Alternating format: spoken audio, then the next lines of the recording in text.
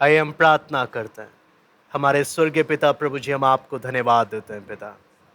प्रभु, कुछ समय पिता आपके चरणों में जब आपने बैठने के लिए एक मौका दिया है, प्रभु आपका वचन जब हम सीखने के लिए जा रहे हैं प्रभु, नम्रता के साथ आपके चरणों में आते हैं प्रभु। पवित्र आत्मा, आप अपने वचन को आप हमें खोल कर दें प्रभु। समझने के लिए हम एक एक की आप सहायता करें प्रभु। आप हम एक एक से बात करें पिता। प्रभु, हम प्रत्येक को अपने आप को आपके हाथ में सौंपता है कि सब बात में प्रभु आप अगुवाई करें, हम एक एक को सिखाएं। सराद और महिमा केवल हम आपको देते हैं। प्रार्थना प्रभु यीशु मसीह के नाम से हम मांगते हैं, आमीन। मैं परमेश्वर का धन्यवाद देता हूँ। प्रभु ने एक बार फिर हमें इकट्ठा होने का एक मौका दिया। हम लोग परमेश्वर के वचन से यूहन्ना रचित सुसमाचार उसका 14वां अध्याय 14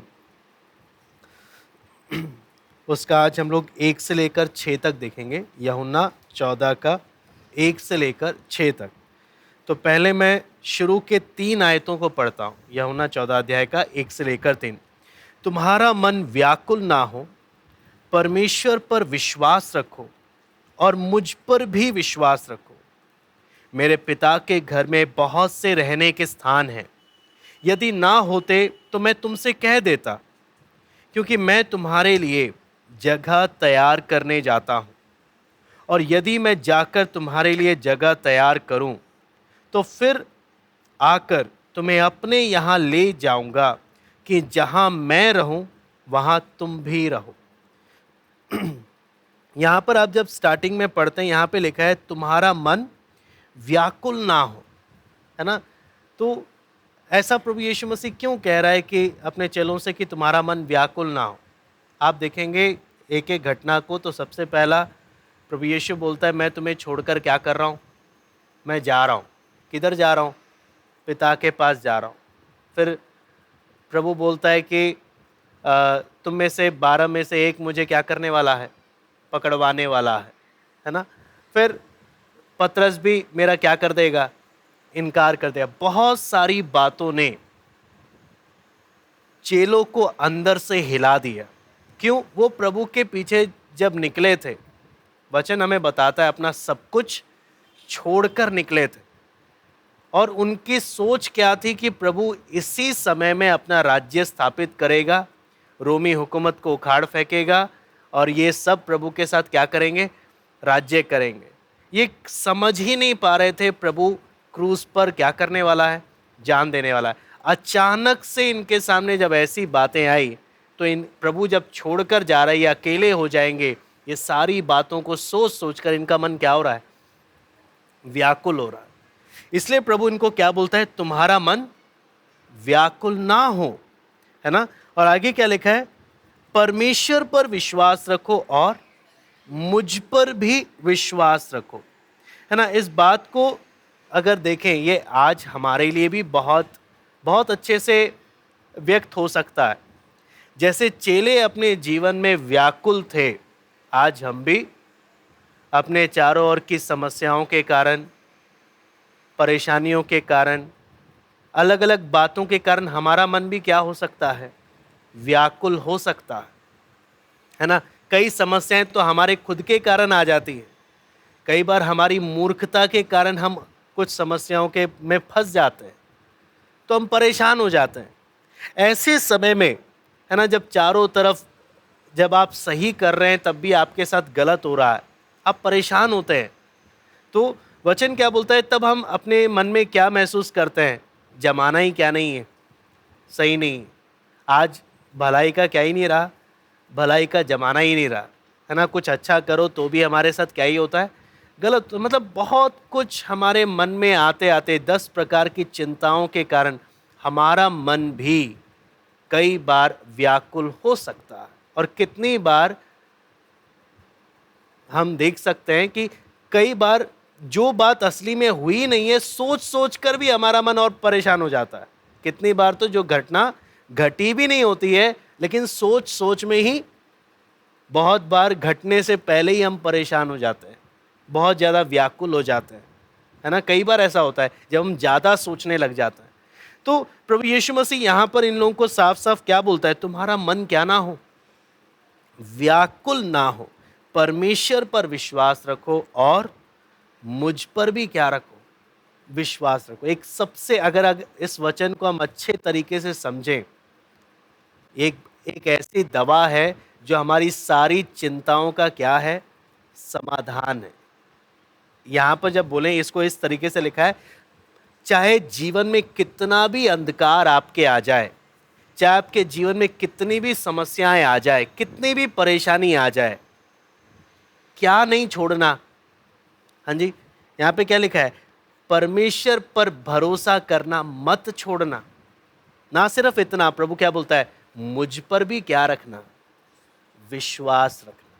चाहे जीवन में कितने भी उथल पुथल हो, कितनी भी बात हो, प्रभु यीशु को मालूम है मैं जा रहा हूं, इनका क्या हाल होने वाला है। इसलिए प्रभु क्या बोलता है, परमेश्वर पर भी विश्वास रखो और मुझ पर भी क्या करते रहना, विश्वास रखना, है ना, मुझ पर भी भरोसा रखना कि तुम मेरे पीछे चल रहे हो, अगर जैसे मैं चल रहा हूं वैसे चलोगे, ये मत सोचना तुम्हारा जीवन क्या हो जाएगा, बर्बाद हो जाएगा। परमेश्वर पर भरोसा रखो और मुझ पर भी भरोसा रखो।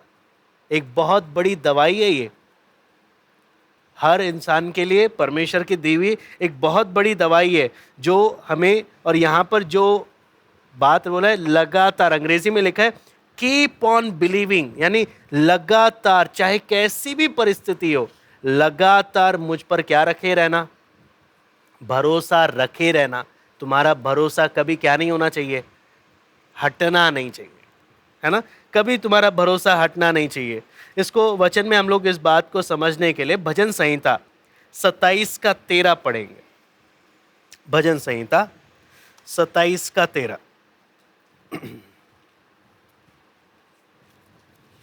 यदि मुझे विश्वास ना होता कि जीवतों की पृथ्वी पर यहोवा की भलाई को देखूंगा, तो मैं मूर्छित हो जाता। हाँ जी, यहाँ पर आप देखेंगे दाऊद क्या बोलता है, अगर मुझे विश्वास नहीं होता कि जीवतों की पृथ्वी पर यहोवा की भलाई को देखूंगा, तो मैं क्या हो जाता, मैं मूर्छित हो जाता। मूर्छित किसको बोलते हैं, मेरी तो हिम्मत ही टूट जाती, मैं तो बेहोश हो जाता। मतलब बोलता है चाहे जीवन में कितना भी अंधकार का समय हो, दाऊद क्या बोल रहा है, मुझे भरोसा है मैं दुनिया में जरूर किसकी भलाई को देखूंगा, है ना। इंसान चाहे कितने भी बुरे हो, कोई कैसा भी क्यों ना हो, लेकिन मैं जब तक इस दुनिया में हूं, मैं जरूर परमेश्वर की क्या देखूंगा, भलाई को देखूंगा। भजन संहिता 141 का 8 भी पढ़ लीजिए।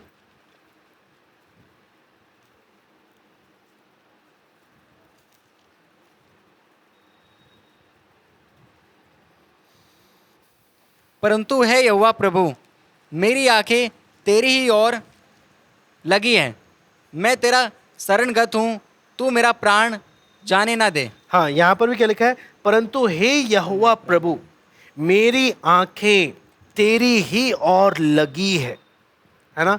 मेरी नजर किधर है, प्रभु तेरी ओर लगे। आपको मालूम है जब जीवन में कितना भी समस्या आए, कितनी भी परेशानी आए, हाँ, यहाँ पर परमेश्वर क्या चाहता है, मेरी आंखें किधर लगी रहें, प्रभु मेरी आंखें तेरी ओर लगी हैं, इधर उधर कहीं और नहीं जाएंगी, है ना, क्योंकि मैं तेरा क्या हूँ, मैं तेरा शरणागत हूँ। आपको मालूम है ये क्यों हम एक एक इन आयतों को पढ़ रहे हैं। प्रभु वचन में हमने यूहन्ना में 14 में पढ़ा, प्रभु क्या बोलता है, तुम्हारा मन क्या ना हो, तुम्हारा मन व्याकुल ना हो, परमेश्वर पर भी विश्वास रखो, मुझ पर भी विश्वास रखो। क्यों ऐसे बार बार मैं उस बात को हम जोर दे रहे हैं, जब जीवन में एक अंधकार का टाइम आता है ना, जब बहुत दुख का समय आता है, जब बहुत समस्या का समय आता है, जब कुछ समझ में नहीं आ रहा होता, तब प्रभु का यही वचन हमारे उस समय बहुत काम आता है। उस समय प्रभु हमसे क्या बोलता है, परमेश्वर पर विश्वास रखो, मुझ पर भी क्या रखो, विश्वास रखो, है ना। क्योंकि कितनी बार ऐसा समय आता है जब हम किसी के सामने ना साबित नहीं कर सकते कुछ भी कि हम सच बोल रहे हैं, कुछ प्रूव नहीं कर सकते, लेकिन तब हम केवल क्या कर सकते हैं? केवल विश्वास कर सकते हैं कि हाँ, मैं जानता हूं सच्चाई क्या है। कोई और समझने को क्या नहीं है, तैयार नहीं हूं, है ना। तब ऐसे अंधकार के समय में परमेश्वर मुझसे क्या बोलता है? जब कोई भरोसा, जब पूरा अंधकार का टाइम है, परमेश्वर पर भरोसा रख और मुझ पर भी क्या रख। क्यों? प्रभु यीशु परमेश्वर की भलाई को हम कैसे देख सकते हैं? रोमी 8:32 आप पढ़ लीजिए।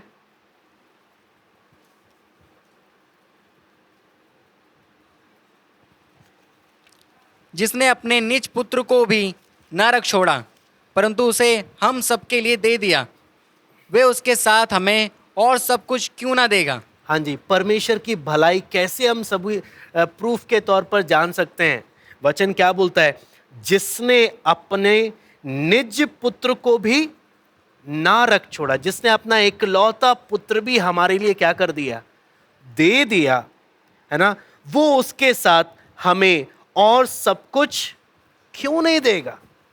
वचन क्या बोलता है? जब परमेश्वर ने अपना इकलौता पुत्र भी हमारे लिए दे दिया, तो आप परमेश्वर के दिल को समझने का कोशिश करना कि परमेश्वर हमें और कुछ क्यों नहीं देगा। कितनी बार आपको मालूम है, लोग जब परमेश्वर को जानते नहीं है तो बोलते हैं परमेश्वर ने मेरे साथ ऐसा गलत क्यों होने दिया, या परमेश्वर ने मेरे साथ ऐसा गलत क्यों होने दिया। बार बार मतलब तरह तरह की बातें लेकर किस पर सवाल उठाते हैं? परमेश्वर पर सवाल उठाते हैं। वचन क्या बोलता है? जिस परमेश्वर ने मेरे लिए अपना निज पुत्र भी नहीं छोड़ा, वो भी मेरे लिए क्या कर दिया? दे दिया। और कितना भलाई वो मेरे जीवन में क्यों नहीं करेगा? मेरे लिए जो भी अच्छा होगा वो सब कुछ मेरे लिए वो करेगा, है ना। अपना निज पुत्र क्यों मुझे दिया? क्योंकि मैं अच्छा था। हाँ जी, अपना इकलौता पुत्र क्यों दिया मेरे लिए? क्या मैं अच्छा था? मैं तो अच्छा नहीं था, मैं तो नरक जाने के लायक था। फिर भी उसने मुझसे इतना प्यार किया कि अपना इकलौता निज पुत्र भी क्या कर दिया। जब एक पापी से उसने इतना प्यार करते हुए अपना इकलौता पुत्र दे दिया, तो जब मैं उसकी संतान बन गया, वो वचन क्या बोलता है? वो मेरे लिए और क्यों नहीं कुछ करेगा, है ना। तो वो उससे हमें क्या चीज बात बताए कि प्रभु का भलाई पर हमें कभी भी हमारे मन में क्या नहीं आना चाहिए? हमारे मन में कभी शक नहीं आना चाहिए। इसलिए प्रभु ने क्या बोला? तुम्हारा मन क्या ना हो? व्याकुल ना हो। परमेश्वर पर विश्वास रखो, मुझ पर भी विश्वास रखो, है ना। क्यों ऐसा क्यों प्रभु ने बोला? कुछ बातें हम लोग देख सकते हैं। सबसे पहला परमेश्वर के गुण हमें बताते हैं कि क्यों मुझे परमेश्वर पर भरोसा रखना चाहिए, है ना। सबसे पहला क्या है? वो सर्वशक्तिमान है। दूसरी बात क्या है? वो सर्वज्ञानी है। तीसरा, वो सर्वव्यापी है।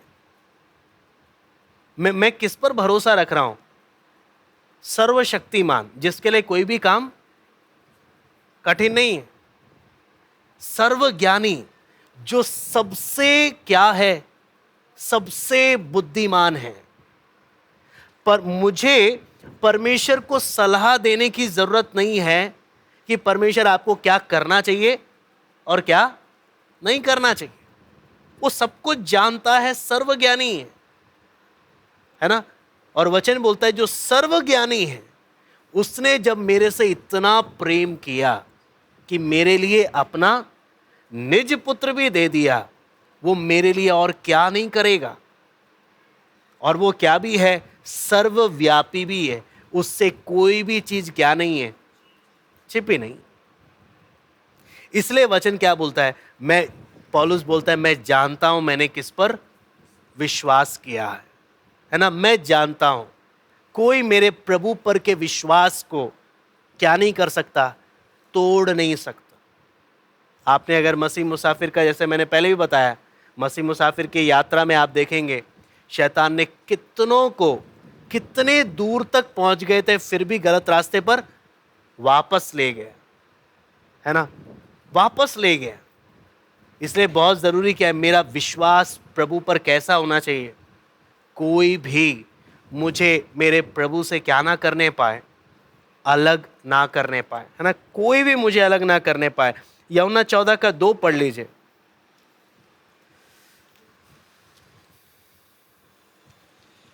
मेरे पिता के घर में बहुत से रहने के स्थान हैं, यदि ना होते तो मैं तुमसे कह देता, क्योंकि मैं तुम्हारे लिए जगह तैयार करने जाता हूँ।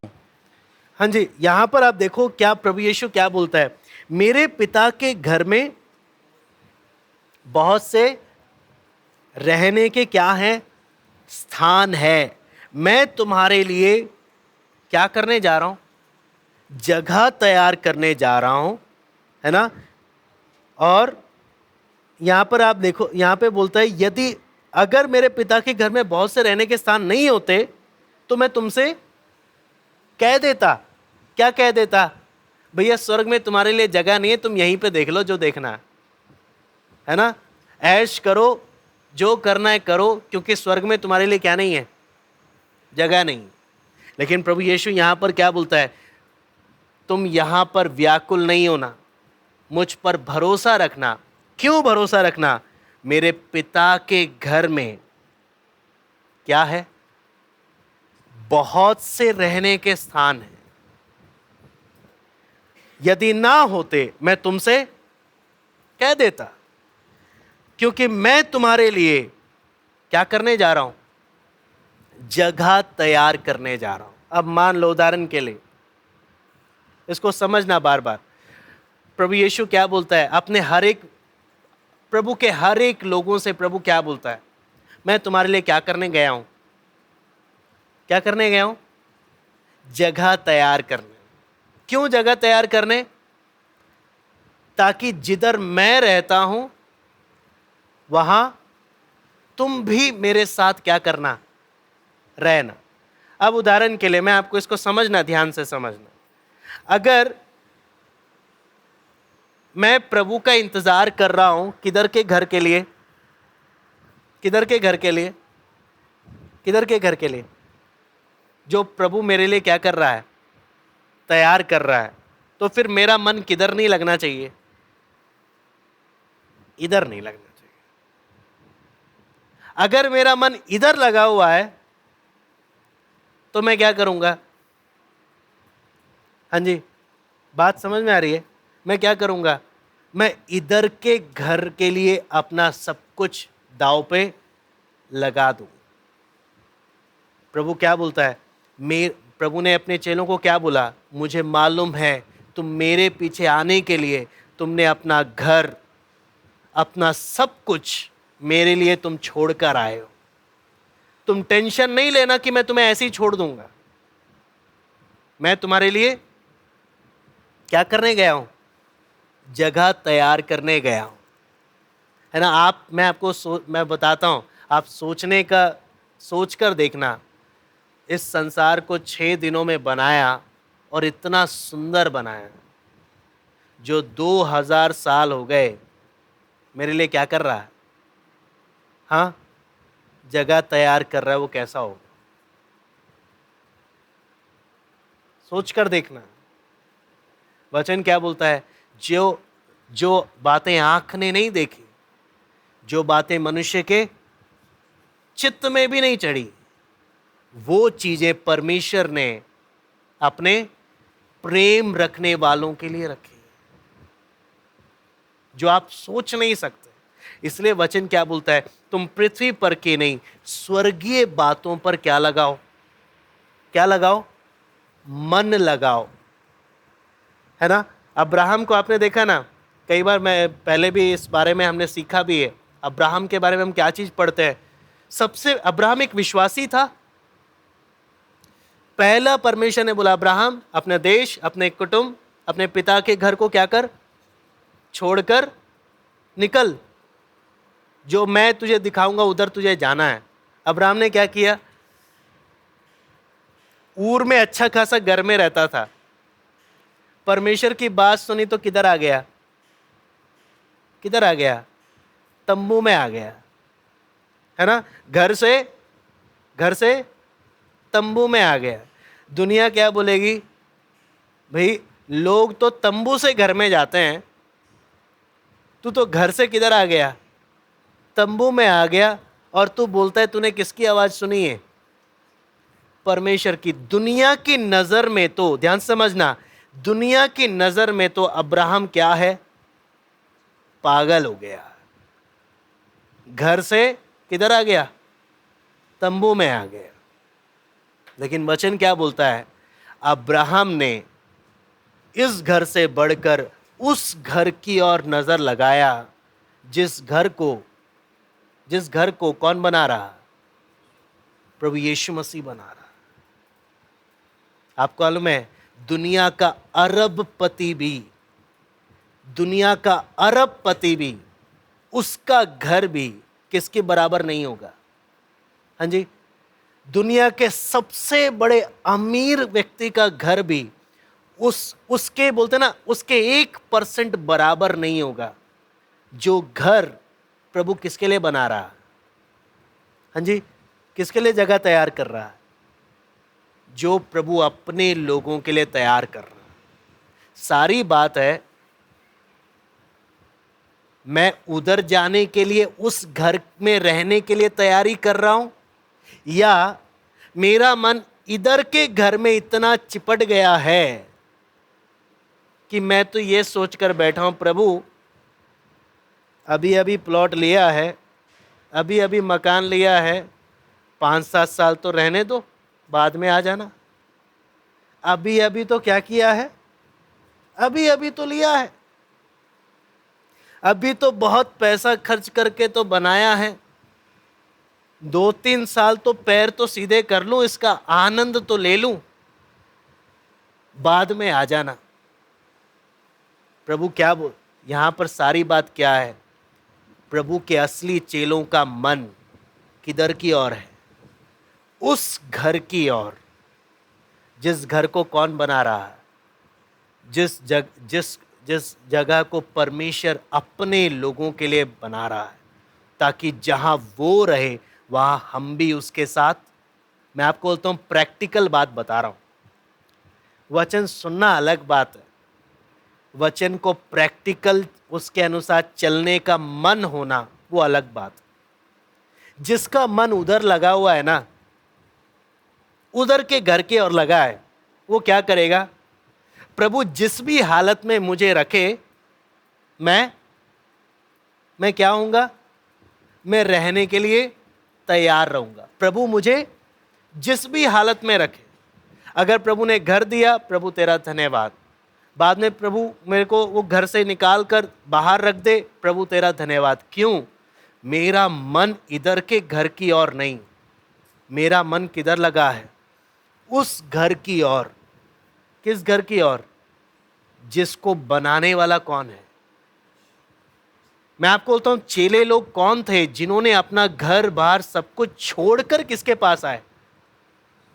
और आप पहली सदी की कलीसिया के बारे में पढ़ेंगे, इन्होंने अपना घर, जमीन, जायदाद सब बेचकर किसको दे दिया? किसको दे दिया? प्रभु के दासों के हाथ में सौंप दिया कि ये पैसा आप किधर इस्तेमाल करो? किधर इस्तेमाल करो? प्रभु की सेवकाई में इस्तेमाल करो। क्यों? हमें इधर के घर में मन नहीं लगाना। किधर के घर में जाना है? हमें उस घर में जाना है जिसको कौन बना रहा है। अगर आज मानकर सोचकर देखो ना, अगर आज पौलुस पतरस होते, हम घर बेचेंगे? हाँ, हम घर बेचकर बोलेंगे आप इसे क्या करो? हम तो कौन सी समस्या लेकर आएंगे? कौन सी समस्या लेकर आएंगे? हमारे घर का बंटवारा कर दो। पहली सदी की कलीसिया क्या कर रही थी? अपना घर बेच कर किसके चरणों में रख रही थी? प्रभु के दासों के चरणों में। आपको बोलता हूं, इतिहास है, कोई कहानी नहीं है। बेचकर प्रभु के दासों के चरणों में क्यों रख रही है? हमें इस दुनिया के घर पर क्या नहीं लगाना? मन नहीं लगाना। हमें उस घर पर जाना है जिस घर को कौन बना रहा है? आपको में इसी कारण परमेश्वर ने पहली सदी की कलीसिया को इतने सामर्थ्य से इस्तेमाल किया। क्यों? ये प्रभु के वचन को सिर्फ सुनते ही नहीं थे, ये उस पर इतना यकीन करते थे और उन्होंने उस पर इतना मन लगाया था कि वो प्रभु के लिए कुछ भी करने को क्या थे? तैयार थे। आज कई बार क्या होता है, हम वचन सुनते तो बहुत है, लेकिन क्या नहीं करते? उसके अनुसार चलते नहीं। आज जब किसी से बात करते वक्त एक व्यक्ति ने बोला कि हमें कई बार डर लगता है प्रभु की सारी बात को मानने से। हमें डर लगता है प्रभु की सारी बात मानने से। किसको डर लगता है? जो प्रभु को उतने नजदीकी से जानता नहीं है और जो प्रभु पर उतना क्या नहीं करता। जब मैं जानता नहीं हूं प्रभु को नजदीकी से, तो मैं प्रभु पर क्या भी नहीं करूंगा? भरोसा भी नहीं करूंगा। ध्यान से समझना, मैं बार बार बोलूंगा, जिसे आप नजदीकी से जानते नहीं, आप उस पर क्या भी नहीं करोगे? आप उस पर भरोसा भी नहीं करोगे। हाँ, बातें सुन लोगे लेकिन भरोसा नहीं करोगे।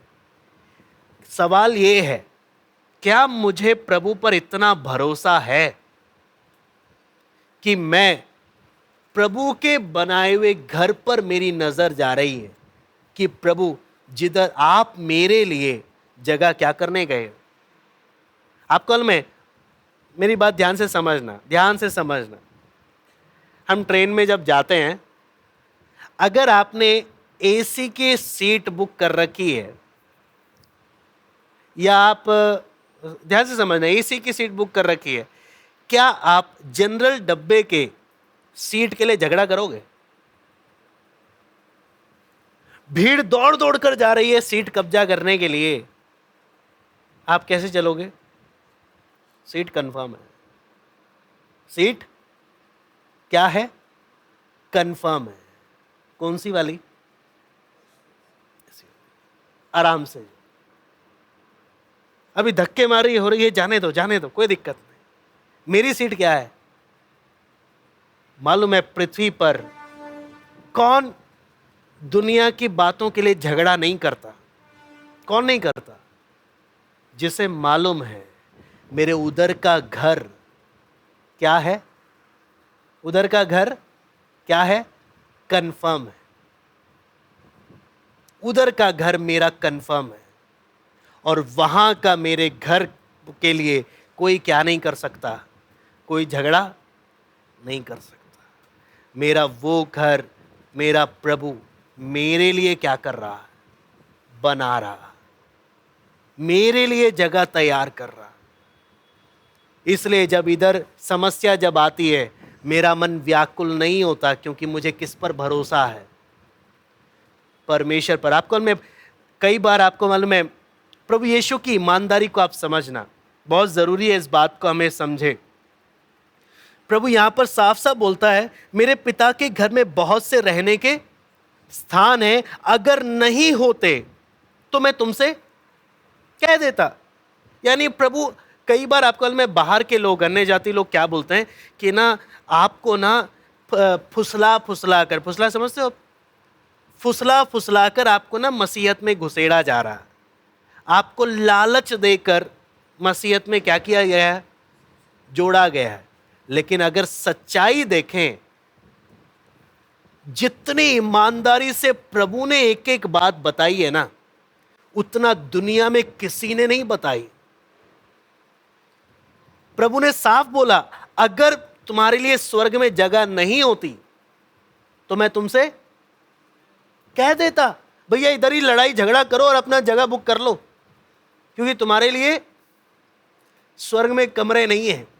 यहीं पे लड़ाई झगड़ा करो, जो करना है करो, यहीं पे ऐश करो, क्योंकि तुम्हारे लिए किधर जगह नहीं है। अगर उधर नहीं होता तो मैं तुमसे कह देता। है ना, इतना ईमानदार है। अगर आप प्रभु की एक एक बातों को देखोगे, प्रभु कभी भी ना झूठी तसल्ली देकर नहीं बुलाता था किसी को। अगर आप प्रभु के एक एक बातों को देखोगे, लूका 9वां अध्याय उसका 57 और 58 पढ़ लीजिए। लूका 9वां अध्याय उसका 57 और 58।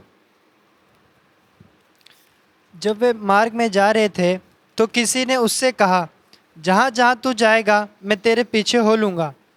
यीशु ने उससे कहा, लोमड़ियों के भट्ट और आकाश के पक्षियों के बसेरे होते हैं, पर मनुष्य के पुत्र को सिर धरने की भी जगह नहीं। अब यहां पर आप देखो प्रभु कितनी स्पष्टता। कई बार लोग बोलते हैं हाँ कुछ पैसे ऐसे मिले होंगे किसके पीछे जाने को, प्रभु के पीछे जाने को आपको कुछ क्या मिले होंगे, पैसे मिले होंगे, कुछ लालच दिया होगा। यहां पर आप देखें प्रभु कितना ब्लंटली, बिल्कुल ईमानदारी से साफ साफ बोलता है। क्या क्या बोलता है? लोमड़ियों के भट्ट और आकाश के पक्षियों के बसेरे होते हैं, पर मनुष्य के पुत्र को सिर धरने की भी जगह नहीं है। यानी मेरे पीछे आएगा, मैं लालच नहीं दूंगा कि तुझे घर दूंगा, मेरे पीछे आएगा मैं तुझे लालच नहीं दूंगा कि गाड़ी दूंगा। जानवरों को भी घर मिल जाएगा, लेकिन मेरे पीछे आने वाले को, हाँ जी, ऐसी भी परिस्थिति का सामना करना हो सकता है जहां सिर धरने की भी क्या ना हो, जगह ना हो। आप सोचना, जितना ईमानदार प्रभु यीशु था लोगों को अपने पीछे बुलाते वक्त, उतना ईमानदार दुनिया में कोई नहीं है। कोई झूठा लालच नहीं कि मेरे पीछे आएगा तो तेरा क्या हो जाएगा, ये फायदा हो जाएगा, वो फायदा। कोई झूठा लालच नहीं। स्वर्ग के विषय में भी क्या बोलता है?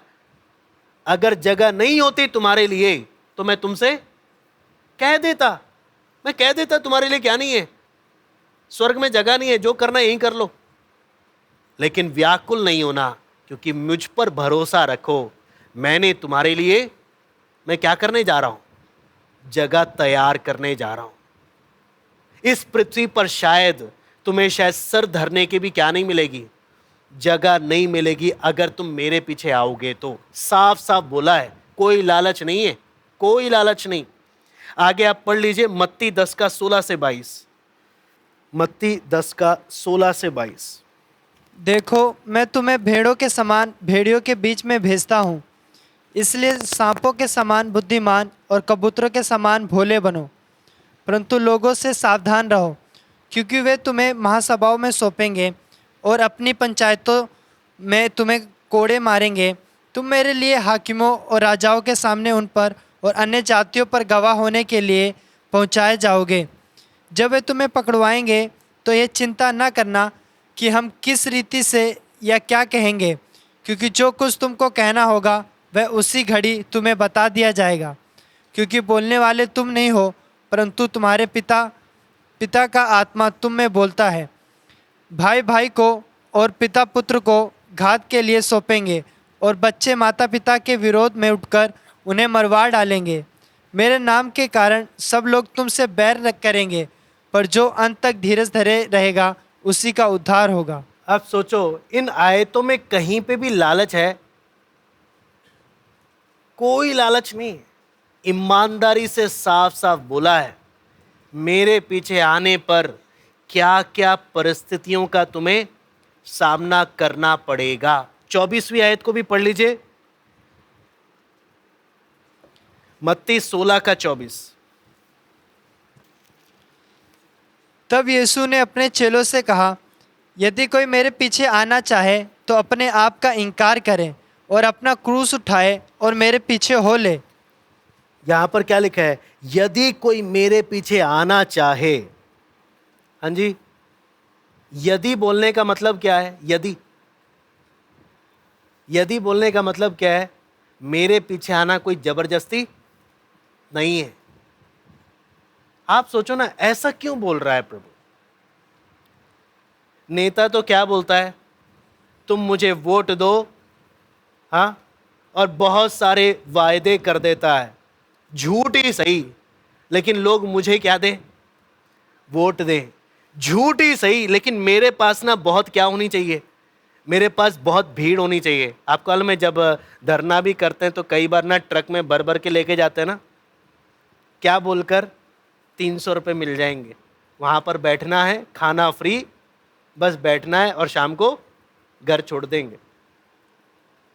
लोगों से पूछो किस लिए आए, पैसे मिल रहे थे।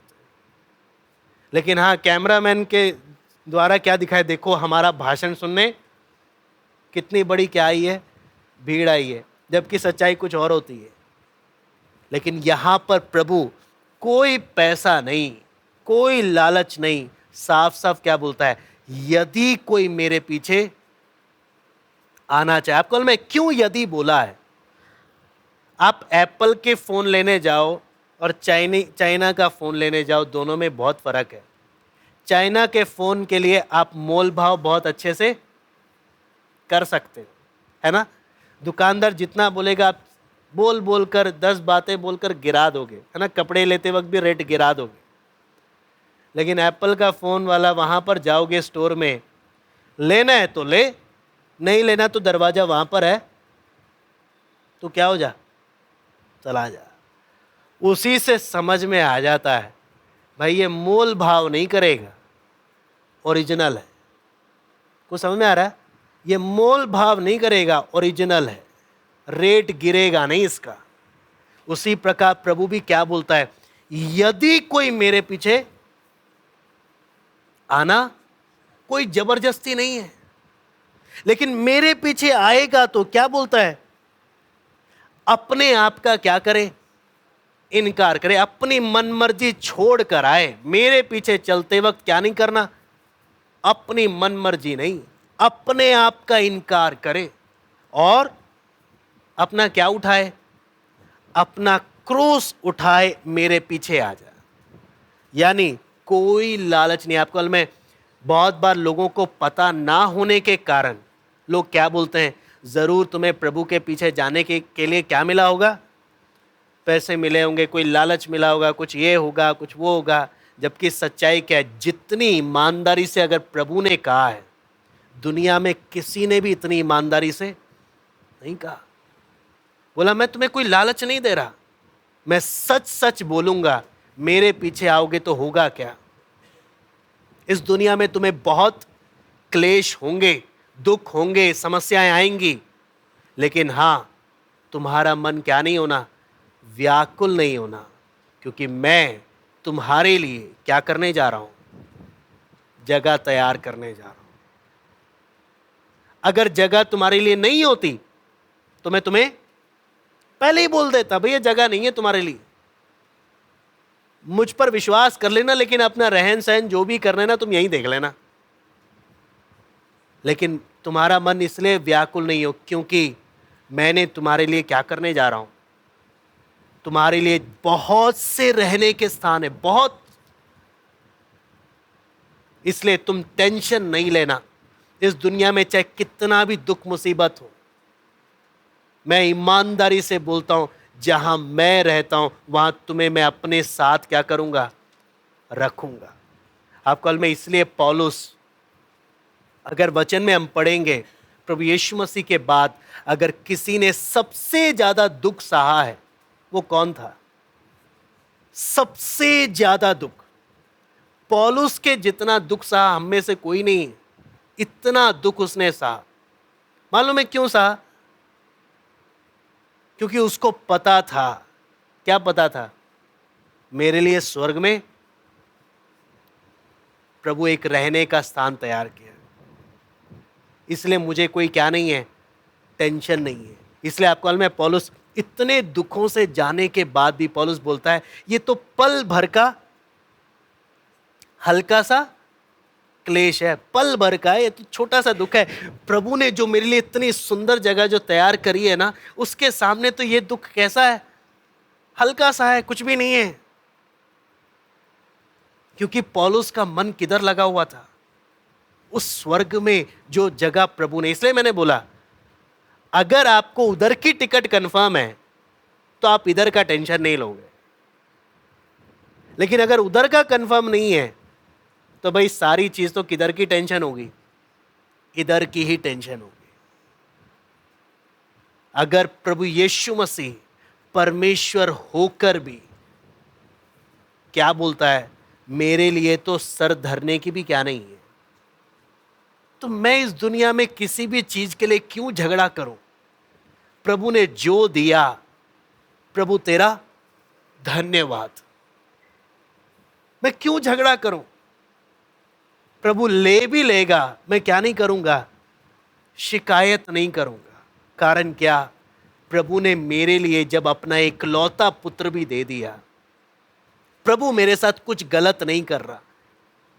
उसने तो कभी ये नहीं बोला मेरे पीछे आने से तेरे जीवन में, इस पृथ्वी पर तेरे जीवन में ऐश और आराम से जिंदगी कटेगी। उसने तो बोला मेरे पीछे आओगे तुम्हें बहुत दुख और क्लेश का क्या करना पड़ेगा? सामना करना पड़ेगा। लेकिन हाँ, एक वादा जरूर किया है। कौन सा वादा? तुम्हारे लिए मेरे पिता के घर में बहुत से रहने के स्थान हैं। अगर नहीं होते तुम्हें मैं कह देता। मैं तुम्हारे लिए क्या करने जा रहा हूं? जगह तैयार करने जा रहा हूं। मैं आपको बार बार बोलूंगा, ये स्वर्ग की हकीकत मालूम है कब हमारी नजर में इंपॉर्टेंट बन जाती है? जब मैं आईसीयू में एडमिट होता हूं। नहीं समझे आप? अगर अभी सब बढ़िया बढ़िया चल रहा है ना, ये स्वर्ग की बातें बोरिंग हो जाती है। बोरिंग समझते हो? हाँ है, स्वर्ग होगा, कुछ स्वर्ग होगा। लेकिन अगर आईसीयू में एडमिट है, कोई मिलने भी नहीं आ रहा, तब तो नजर किधर हुई होती है? स्वर्ग या नरक। उस समय कोई प्रियजन नहीं, कुछ नहीं। एक प्रभु के दास बोलते हैं, हम हर एक के अंदर स्वर्ग के में जाने की एक चाह है।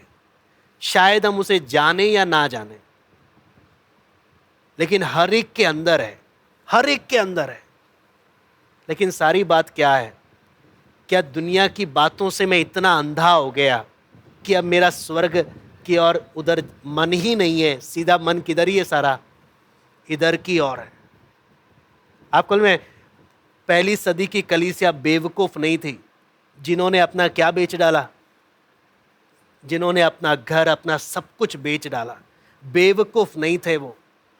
पौलुस प्रभु यीशु मसीह के पास विश्वास करने का इतना मार खाया, इतना सब कुछ, उस समय का सबसे बड़ा बुद्धिमान था और सबसे अमीर परिवार का था। उसके पिता का जहाज का बिजनेस था। लेकिन पौलुस क्या बोलता है? जो जो बातें मेरे लाभ की थी, उन्हें मैंने मसीह के कारण कूड़ा समझा। मैंने कूड़ा समझा उसको। क्यों? मुझे मालूम चल गया वो सच्चाई। आप कल में जिसकी आंखें खुली है कि वो कौन सी बात को देख सके, स्वर्ग की बात को देख सके, उसी की नजर में फिर दुनिया की बात कूड़ा लगेगी। अगर मेरा नजर पूरा इधर की बातों पे लगा है ना, तो स्वर्ग की बातें मेरे लिए पता है क्या है? काल्पनिक। काल्पनिक समझते हो?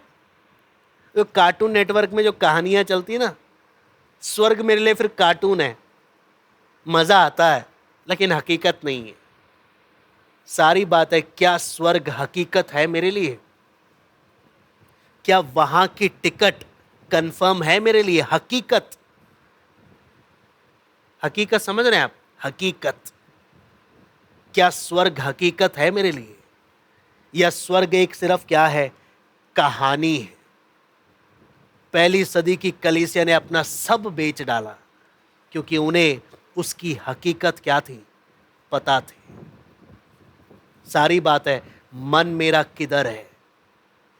वचन, हम परमेश्वर के वचन में जब आगे हम पढ़ते हैं, इब्रानी 6 अध्याय उसका 20वां वचन पढ़ लीजिए।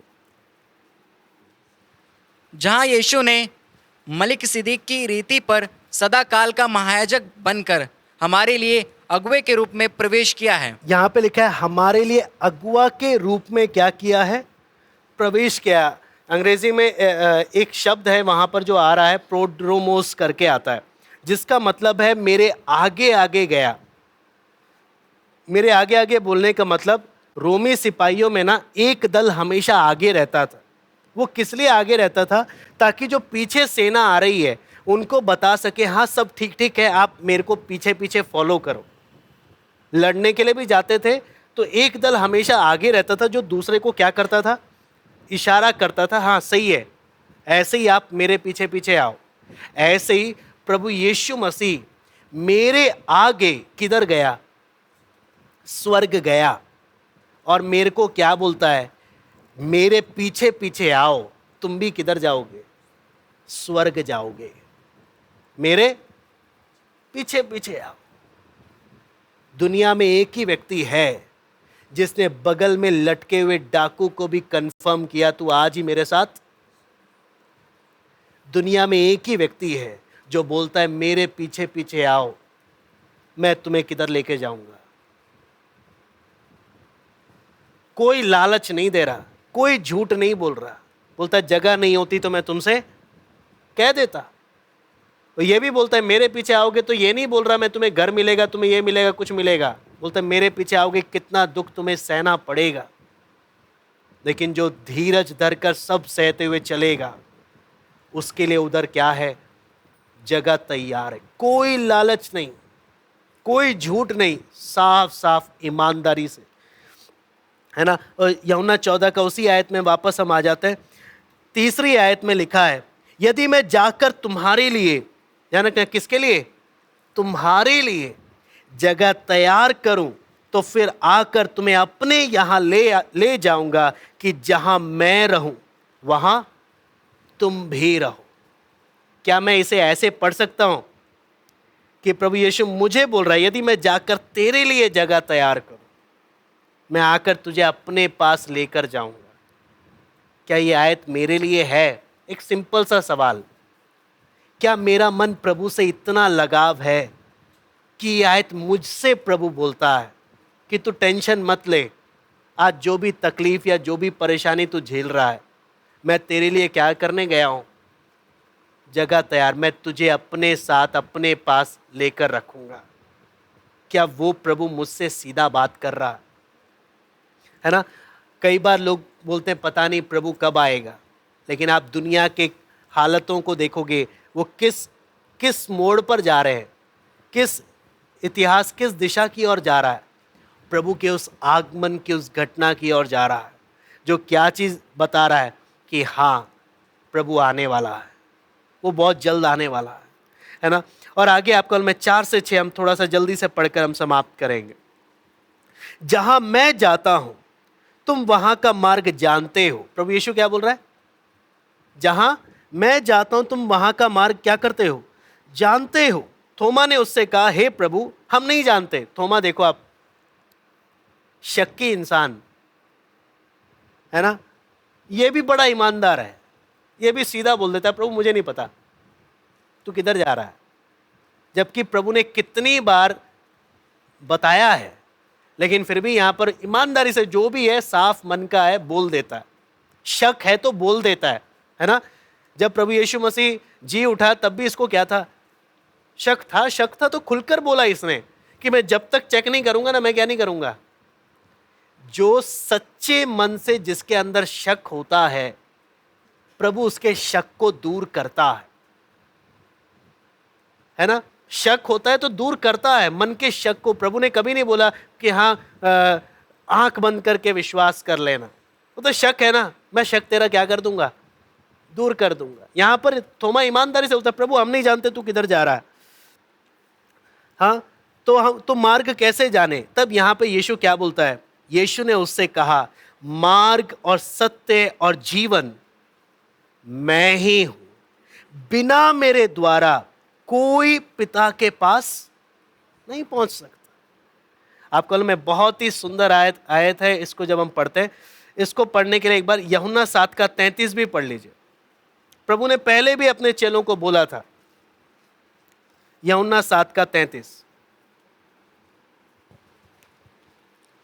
इस पर यीशु ने कहा मैं थोड़ी देर तक और तुम्हारे साथ हूं, तब अपने भेजने वाले के पास चला जाऊंगा। है ना, यहां पर साफ क्या बोला? प्रभु ने पहले भी बोला मैं थोड़ी देर हूं फिर मैं क्या हो जाऊंगा? चला जाऊंगा। लेकिन आपको मालूम है प्रभु ने कितनी बार ऐसा बोलने पर भी चेलों को यह बात क्या नहीं आती थी? ये समझ नहीं आती थी। अब प्रभु फाइनल बोल रहा है मैं जा रहा हूं, फाइनल बोल रहा है ना। तब प्रभु उस बात को समझा रहा है। थोमा बोलता है मुझे नहीं मालूम प्रभु आप कहाँ जा रहे हो, तो हम कैसे जाने रास्ता क्या है? प्रभु बोलता है मार्ग सत्य और जीवन आप कल में ये आयत हमने बहुत बार पढ़ा है कि प्रभु ने कहा है मार्ग भी मैं ही हूँ, सत्य भी मैं ही हूँ, जीवन भी। लेकिन आप कल में उस समय यहूदी लोग जब इस बात को सुन रहे हैं, उनके लिए एक बहुत बड़ी बात है। ये तीनों बात बहुत बड़ी बात है। कैसे, उसको देखते हैं। यहूदी लोग सबसे ज्यादा मार्ग के विषय में बात करते थे। कौन सा मार्ग? परमेश्वर का मार्ग, है ना। उसके लिए आप पढ़ लो व्यवस्था विवरण 5 का 32 और 33। व्यवस्था विवरण 5 का 32 और 33। इसलिए तुम अपने परमेश्वर यहोवा की आज्ञा के अनुसार करने में चौकसी करना, ना तो दाहिने मुड़ना और ना बाएं। जिस मार्ग पर चलने की आज्ञा तुम्हारे परमेश्वर यहोवा ने तुमको दी है, उस मार्ग पर चलते रहो कि तुम जीवित रहो और तुम्हारा भला हो। और जिस देश के तुम अधिकारी होगे, उसमें तुम बहुत दिनों के लिए बने रहो। हाँ, मूसा ने पहले इन लोगों को बोला है मार्ग के विषय में। कौन सा मार्ग? जो परमेश्वर ने बताया है ना। ऐसे आप व्यवस्था विवरण 31 का 29 पढ़ लो।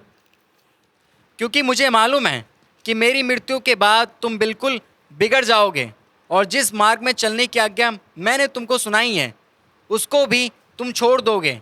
और अंत के दिनों में जब तुम वे काम करके जो यहोवा की दृष्टि में बुरा है, अपनी बनाई हुई वस्तुओं की पूजा करके उसको रीस दिलाओगे, तब तुम पर विपत्ति आ पड़ेगी। देखो, मूसा मरते वक्त भी उसको पक्का पता है कुछ बात। क्या पता है? हाँ, मूसा बोलता है मुझे मालूम है मेरी मृत्यु के बाद तुम क्या हो जाओगे? तुम बिगड़ जाओगे। फिर तुम्हारे साथ क्या होगा? तुम्हारे साथ बुरा घटेगा, है ना। कई लोगों की आदत क्या है? प्रभु के दास होंगे, कोई होगा तो उनके सामने सीधे सीधे हैं। वो अगर नहीं होंगे तो अपना रंग क्या कर देते हैं? दिखा देते हैं कि हम क्या है। मूसा भी बोलता है इजराइलियों को मुझे मालूम है अभी मैं हूँ इसलिए हो, मैं चला जाऊंगा तो तुम क्या हो जाओगे? बिगड़ जाओगे और परमेश्वर के मार्ग को क्या कर दोगे? छोड़ दोगे। फिर यशाया 30 का 21 भी पढ़ लो। जब कभी तुम दाहिनी या बाईं और मुड़ने लगो, तब तुम्हारे पीछे से ये वचन तुम्हारे कानों में पड़ेगा, मार्ग वही है, इसी पर चलो। हाँ जी, यहाँ पर भी बोलता है तुम्हारे कानों में आवाज़ पड़ेगा, मार्ग ये है, इसी पर चलो। फिर उसके साथ साथ यशाया 35 का 8।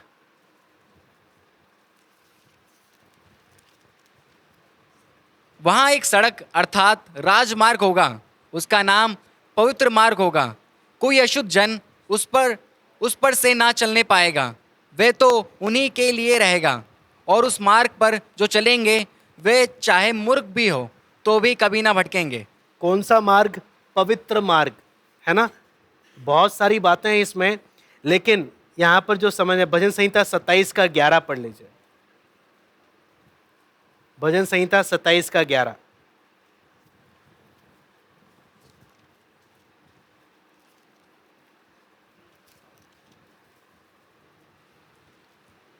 हे यहोवा, अपने मार्ग में मेरी अगुवाई कर और मेरे द्रोहियों के कारण मुझको चौरस रास्ते पर ले चल। हाँ, तो यहाँ पे भी क्या लिखा है? अपने मार्ग में मेरी क्या कर।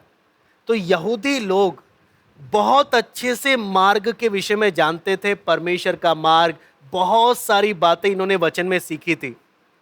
तो जब प्रभु यीशु मसीह बोलता है ना मार्ग मैं हूं, उसका बोलने का मतलब क्या है? ध्यान समझना। अगर मैं आपको बोलूं आपको कहीं जाना है, मैं बोलता हूँ यहाँ से दाएं मुड़ना, फिर बाएं मुड़ना, फिर आगे जाके टी पॉइंट आएगा, फिर उससे दाएं मुड़ना, फिर बाएं मुड़ना, फिर गोल चक्कर आएगा, फिर दाएं मुड़ना, बाएं मुड़ना, ऐसे करके एक बार में ढेर सारा बता दूं, आपका दिमाग घूम जाएगा, है ना। अगर वहीं दूसरी जगह मैं बोलूं मेरा हाथ पकड़ो, मैं आपको वहीं लेके जाता हूँ, आसान क्या है? आसान क्या है? हाथ पकड़ो, ज़्यादा दिमाग नहीं लगाना, वो अपने आप मुझे क्या कर देगा? लेकर जाएगा। उसी प्रकार प्रभु यीशु ने मुझे कुछ जानकारियां नहीं दी हैं कि स्वर्ग जाने के जानकारियां। प्रभु क्या बोलता है? तुम बस मेरे पीछे चलो, तुम किधर पहुंचोगे। ज़्यादा दिमाग नहीं लड़ाना, जैसे मैं चलाऊं वैसे तुम चलो, तुम किधर पहुंचोगे। प्रभु ने जानकारी नहीं दी कि इधर इधर इधर जाना, इधर मुड़ना, फिर गोल चक्कर आएगा। बोलते ज़्यादा कंफ्यूज नहीं, जैसा मैं चला वैसे चलो, तुम अपने आप किधर पहुंचोगे। इसलिए प्रभु बोलता है मार्ग मैं हूं। फिर सत्य की बात आती है ना। सत्य बोलने का मतलब क्या? अगर मान लो कोई झूठ बोलने वाला इंसान सच्चाई की शिक्षा दे तो आप क्या बोलोगे? रहने दे, बात में दम नहीं है, तू पहले अपने आप को तो क्या कर ले, देख ले। सिगरेट पीने वाला दूसरे को सिखाए सिगरेट पीने से कितना हानिकारक है, तो आप क्या बोलोगे? रहने दो। ये जो सच्चाई की बात प्रभु कर रहा है, प्रभु क्या बोलता है? मेरा जीवन सच्चाई का है। मैं खुद कौन हूं? सच्चाई हूं। मैं कोई भी बात बेवकूफ बनाने वाला नहीं करता, जो जैसा है वैसा ही कहता हूं। इसे कहता मार्ग भी मैं हूं। ज्यादा दिमाग नहीं लड़ाना, मेरे पीछे चलो किधर पहुंचोगे। सच्चाई, मेरी बात पर यकीन कर सकते हैं। और तीसरी बात क्या बोलता है? जीवन भी मैं हूं। जीवन बोलने का मतलब क्या है? असली जीवन। जीवन का असली मतलब कब समझ में आएगा? जब मैं अपने लिए नहीं, जब मैं प्रभु के लिए जीऊंगा, जीवन का असली उद्देश्य मेरे जीवन में क्या हो जाएगा? दिखाई देगा। इसलिए वही बात को प्रभु क्या बोलता है? परमेश्वर पर विश्वास रखो, मुझ पर भी क्या करो। जीवन में चाहे कैसा भी अनुभव आए, मैंने तुम्हारे लिए क्या तैयार किया। अगर नहीं होता तो तुमसे कह देता। ईमानदारी से सच बता रहा हूं, क्या मुझे उधर जाना है या सिर्फ इधर जाकर नरक जाना? वो आपने और मैंने चुना। आइए हम प्रार्थना करते हैं। Hallelujah, hallelujah. प्रभु हमें एक एक को मदद कर कि हम अपने जीवन को जांच कर देखें, मैं किधर की ओर जा रहा हूं, मेरा मन किधर लगा है, मेरा भरोसा किधर है।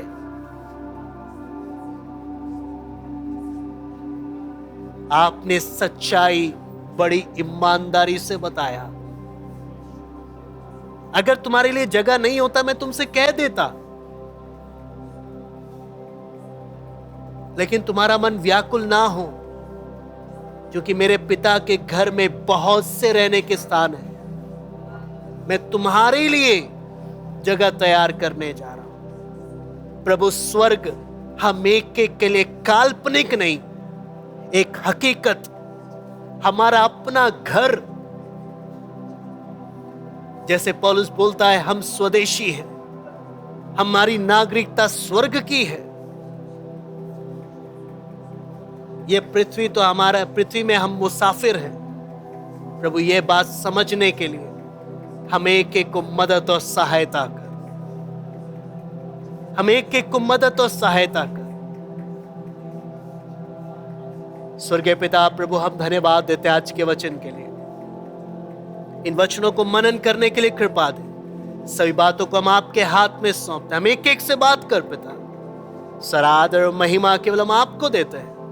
प्रार्थना प्रभु यीशु मसीह के नाम से मांगते हैं।